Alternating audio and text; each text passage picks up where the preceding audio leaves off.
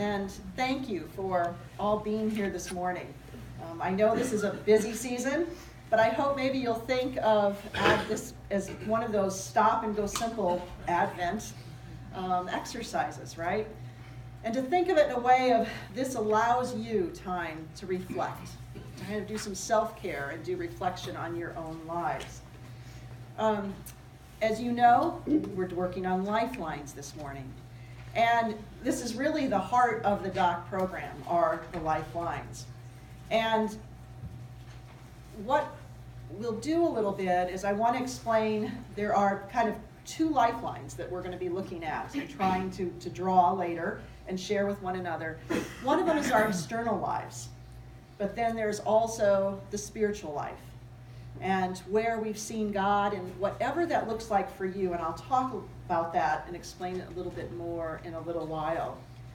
But to give it a context, I want you to think of our Bible stories. What the stories of our lives are often just like the lives of those that are shared in stories, in the Bible. And it's God's ongoing story of being God's people and letting that evolve. What's happening in our lives is meant to happen. The gifts we're given, the talents we're given, they're here to be shared and to be used in this world while we're in this life. We've all had the deep valleys. We've all had the plains. The human experience in many ways is very similar, and yet very different and unique to each of us.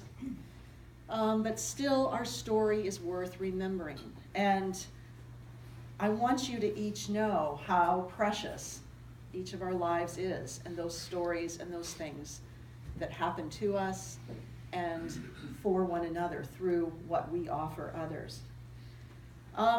So this morning, what I want you to think about a little bit is think about viewing a landscape. Imagine yourselves, if you need to close your eyes, imagine yourself somewhere where there's a beautiful landscape. There might be some mountains, might be some valleys, lots of flat plains. And think of the beginning of your life, of your birth, kind of in the left-hand part of your screen of your eyes, and then see how that landscape looks as you move to the right. Kind of, you go through childhood, and then you get to those teenage years and young adulthood, maybe even on to marriage and to careers, travel, all those things that have happened up to now, which is that right part. So think about, where were those peaks? Where were the valleys? Where were those in-between times where many of you have had experiences in your life that have had meaning, have had significance, and continue to be important to you now? And then I want you to think of being at maybe that same landscape. Maybe it's a different landscape. It's up to you. And think about it being your spiritual kind of lifeline, or that spiritual line of what's been that relationship with God? Has there been a relationship? What does it look like?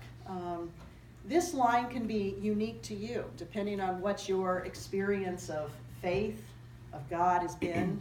It's been different for all of us. It might be through the lens of the church. It might be through the lens of just how we've experienced God in nature, how we've experienced life through other people, through loving others, and all of that. So what we're going to do this morning is be able to mark these. We'll have paper and pencils for all of you later, colored markers, and you're going to be doing those lines. And what I'm going to do is I'm going to show you mine in the way I did it this time. There are different ways of doing a lifeline, but this is the one that came to me for this particular morning.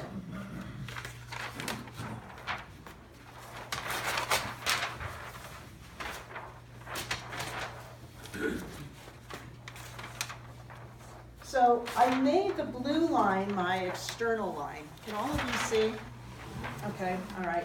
I've made the blue line my external line, things that have happened in my life that had significance. Some of the things, not all, just some for this exercise. And the red line on top is going to be the spiritual. So I did my external line first because I thought that was going to be easiest.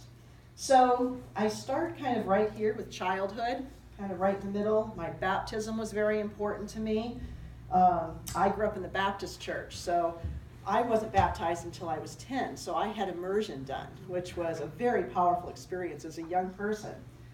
And then my parents' divorce. I had that dip there. That was a difficult time for me.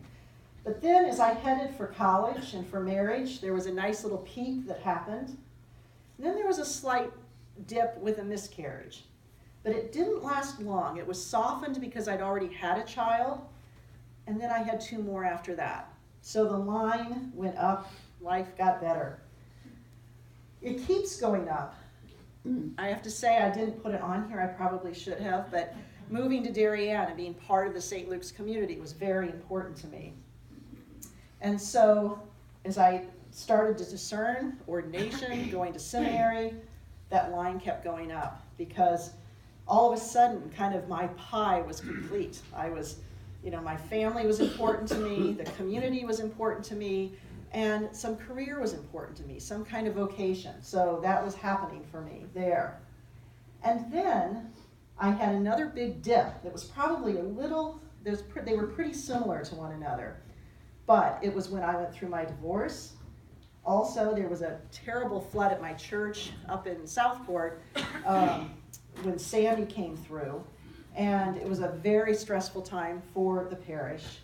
And it was also the time when my nest was emptying at home. All the kids were leaving. We were selling the family home. So it was a very, very difficult time. So that was a real valley for me as well.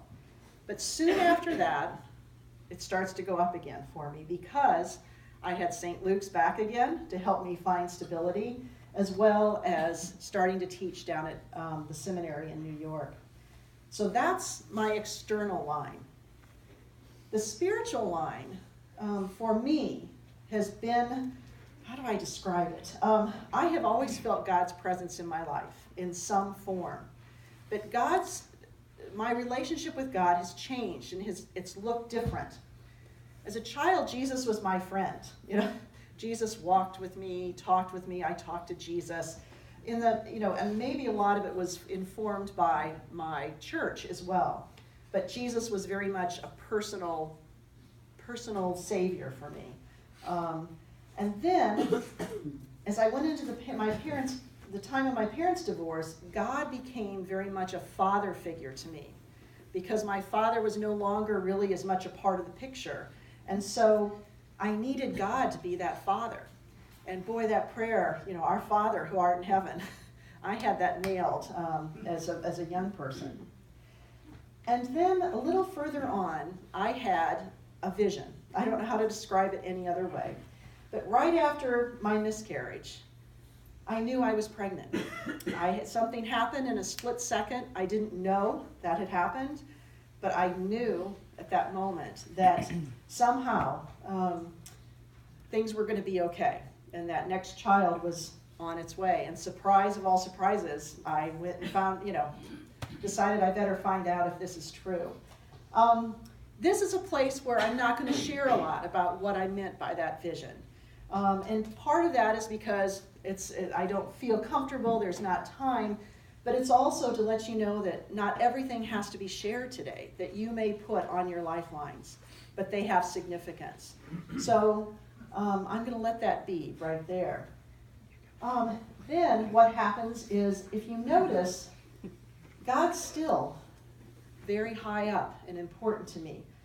And there continues to be a relationship that's growing. And I guess that's reflected in how this line goes up. My prayer life is developing. I'm recognizing how much I need prayer. And prayer takes different forms for me, a lot of different forms, because I'm experimenting. Is it silence? Is it prayer from our prayer book? There were all sorts of ways I was trying to explore and figure out what to do with my prayer life. But this was a way that I was starting to feel connected to God. God becomes more like the Holy Spirit to me. I noticed I started talking about God as, well, the Spirit moving within me. I was, listening more internally than externally as well, too. I was trusting myself that God could speak and communicate in a way that I knew what needed to be said. I knew what needed to be done. It's not about what I wanted to do or what I needed, but it's what I knew had to be done. It was something within me. It was that Spirit urging me on. Then for me also, this spiritual line moves into mystery. All of a sudden, I was going on retreat, trying to find a way of connecting to God in some new ways and in new relationships that I needed, probably to sustain what was happening in seminary and with ordination. Sometimes when you're in seminary, you begin to question. And the things that I held as gold and thought were real truths, somehow were starting to be broken open. And I was beginning to see God in a new way, and I had a choice. And that choice was, for me, to continue going into the mystery of who God is. It's hard to describe the mystery, but because it can be a place of unknown and uncomfortableness. And for those of us that are so used to wanting answers, needing answers, wanting a fix, all of a sudden I wasn't getting that, or at least getting the answers I wanted. But could I sit with the mystery of who God is? And I found out that I could. But that mystery also was leading to what I call a blackness or a void. Kind of the cloud of unknowing. Some of you might know that. You go into a place where you know everything, and yet it's in a place of not knowing. It's like the very beginning of the Bible. In the beginning, right, was nothing. And yet God, out of that nothingness, creates, the world. And so for me, how could I sit in that nothingness and trust that things would come out of that blackness, out of that darkness, and out of that void? And of course, at the very end, this line continues to grow. And now I'm in this place of unknowing, and I'm also in this place of freedom. So let's be careful what you wish for. There's a lot of freedom to explore, but it's also taking me to those places of the unknown. And in order to be able to do that, I need the stability and the love of communities like St. Luke's, of other friends that are sharing part of this journey. So this is what my lifelines look like, telling my story today. Some people may want to, when you're doing your lines, may want to have your spiritual line intersecting in those places where you feel God's presence. So it's really up to you. But this is a template for those of you that are like me that need to kind of color within the lines. And this is an example for you to use. But otherwise, do the lines as you need, because there is no right way. It's your way. But that you've got that external line going, and that you have that spiritual line. So what we're going to do this morning is, in just a few minutes, we're going to make sure you get paper and 2 colored pencils or markers, and you're going to have 45 minutes to go wherever you kind of like in the buildings here, to find kind of a quiet space. Some of you may need that on your own somewhere. Others may like to be together somewhere, maybe in your own group. And take the time to do your lifelines. And then at 9:30, you're going to join your groups. And does everyone know where their group is going? If you all have that communicated. Okay, if not, after we're gathered here, we can make sure that you know that. So let one of us know, or let your facilitators know. And then you're going to go into your small groups, and each of you take 15, 20 minutes to be able to share your lifeline. A couple thoughts as you share your lifelines with one another. When each person shares, listen. when there's no crosstalk, there's no questions. Just let whoever is sharing have that space. And your gift to them, as Susan told us at the very beginning of DOCC, is your gift is to listen so that they know they've been heard and what they've shared today is what they've needed to share. There may be some of you that may not feel comfortable sharing some things, and don't. That's not necessary. And as the rest of the group, you can honor that and just know what needs to be shared will be shared. And so share nothing beyond your comfort level. Even though you may have marked it on your paper, you can just simply move right past that on to the next thing. And finally, after each person has shared, allow a little time of silence. It's just a way of kind of honoring. You can even just say a silent thank you for that sharing.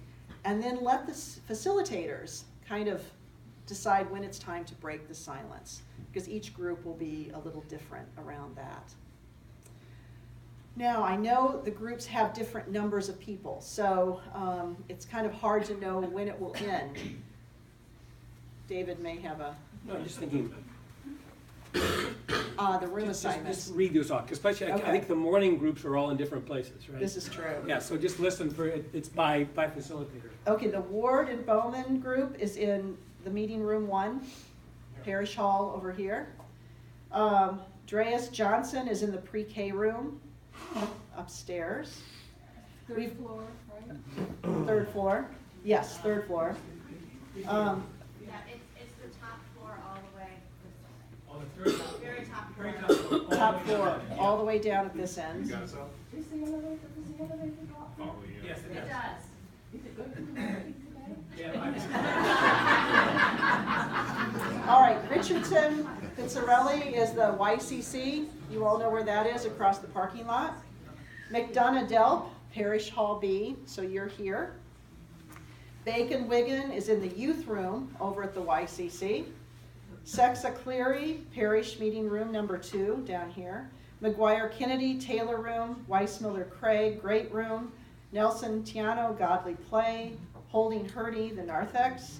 Young Campbell, the Christopher Room. And Weissmiller Lucero, Choir Room. So everybody knows where they're going. Okay. All right. Any questions? Besides, I know everybody's urged to get to the bagels. Alec.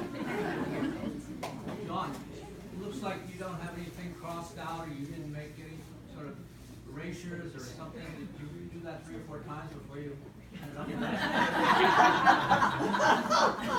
I did it on a small paper first. So for presentation purposes, I did a big one, and that's why it looks, pretty good. But I had a little, I would say, on my first one, this line maybe dipped a little shorter, and I had some, I crossed out some things, and I initially had thought I was going to, do some intersections. And then it started to look too messy for me for some reason, so I decided to, again, I like to draw, color between the lines. So that's why I did it this way. And these were just ways of, using some words that were important to me to kind of reflect those particular moments. Any other questions? Laura.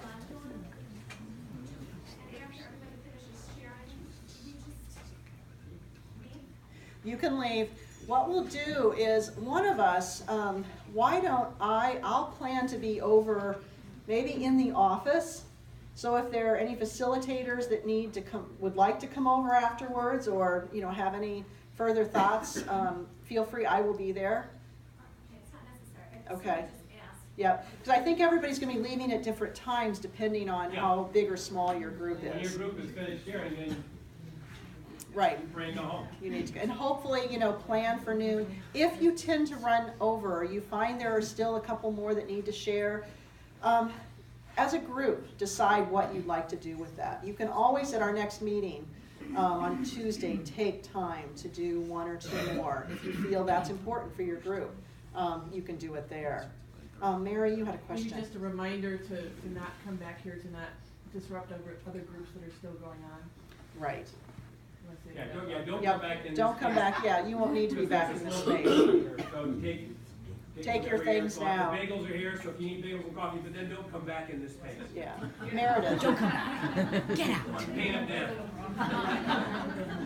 I didn't hear the second question, so I don't know if I'm not repeating it, but, and maybe this is more of a statement, but for my own benefit. But I did notice on yours that there's no big dips in your faith line. No. And so I wanted to kind of just say, that probably isn't the case for everybody, so it's No. probably okay, right? That's right. And that's, because what happened was, and that's why I had a little trouble, actually my faith went up when the dips in my life were the lowest. So that's why, for me, that's my experience. But in fact, as I said at the very beginning, it's going to be unique to all of you. It's going to be different. You've had different experiences.